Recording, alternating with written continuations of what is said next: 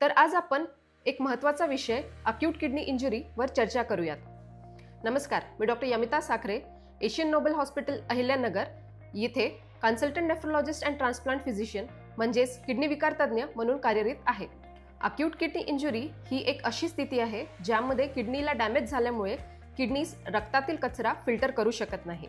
Acute kidney injury ही एक temporary स्थिती आहे आणि काही कालावधींनी ट्रीटमेंट घेतल्याने ती रिकव्हरेबल होऊ शकते। तर AKIचे विविध कारणे असू शकतात।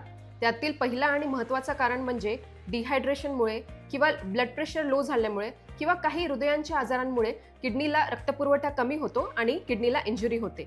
तसेच मूत्रपिंडांचं काही इन्फेक्शन असेल किंवा शरीरात दुसरीकडे कुठेही जंतू संसर्ग असेल त्याने सुद्धा किडनी डॅमेज होते। मूत्रपिंडांमध्ये किंवा किडनीजमध्ये कुठेही मूतखडा झाला असेल किंवा ब्लॅडरचा किंवा प्रोस्टेटचा काही त्रास असेल त्याने सुद्धा तात्पुरता किडनीवर डॅमेज होतो। तर काही सिस्टमिक आजार जसे SLE काही सांधेवातांच्या आजारांमध्ये सुद्धा किडनी डॅमेज होऊ शकते। काही औषधांचं सेवन केल्याने जसं over the counter painkillers, दुखण्याच्या गोळ्या किंवा काही ऑल्टरनेटिव्ह मेडिकेशन्सचे सेवन केल्याने सुद्धा किडनी डॅमेज होऊ शकते। काही विषारी पदार्थांचं प्राशन केल्याने सुद्धा किडनी डॅमेज होतो।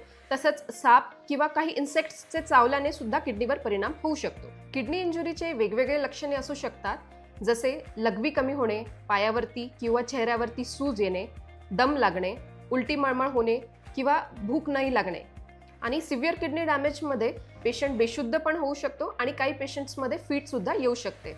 तर AKIचा उपचार हा त्याच्या कारणांवरती अवलंबून असतो। जर किडनी डॅमेज काही औषधांच्या सेवन केल्याने झालेला आहे तर ते औषधं बंद केल्याने किडनी रिकव्हर होऊ शकतात। काही स्थितींमध्ये स्टेरॉइड सारखे पॉवरफुल औषधांचा वापर करून आम्हाला पुढे किडनी डॅमेज पासून वाचवावं लागतं। रेअरली स्टेरॉइड सारखे पॉवरफुल औषध सुद्धा ट्रीटमेंटसाठी वापरल्या जातात। जर किडनीच्या किंवा शरीरातील कुठल्याही इन्फेक्शन्समुळे किडनीला इजा झालेली असेल तर काही विशिष्ट अँटीबायोटिक्स वापरून ती कमी केल्या जाऊ शकते।